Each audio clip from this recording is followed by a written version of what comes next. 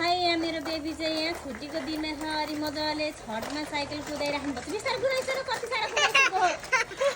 बिस्तारी बिस्तारी धेरै स्पिड नकुदाइछ रिकाना लाग्छ कति घुमाइसक्यो यहीँ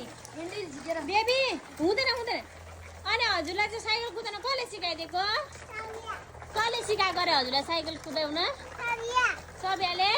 आमामा लु लु हेर्नुहोस् है यो साथीहरू मेरो छोराको स्पिडमा छठमा लु आमामा मलाई नै रिङ्गा डलाइसक्यो अब कति साह्रो कुदायो कति स्पिड वा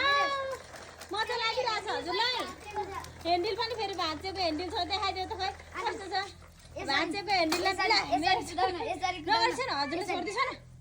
भाँचेको ह्यान्डललाई मेरो छोराले चाहिँ यस्तो सदुपयोग गरेर पनि कुदाइराखेकी छिन् पनि भाँचेको ह्यान्डल नगर्नु त्यस्तो हात छोडेर कुदाउनु हुँदैन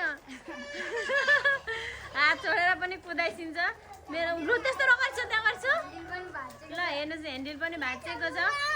र पनि यति मजाले यति स्पिड कुदाइसिन्छ अनि सानो बेबी ल कुदाइछु अनि उसले चाहिँ साइकल कुदाएर यहाँ छठमा हो होस् पर्दैन झिक्नु पर्दैन ह्यान्डल त्यतिकै कुदाइछ है अनि हजुरलाई कस्तो लागिरहेछ बेबी मजा लागिरहेछ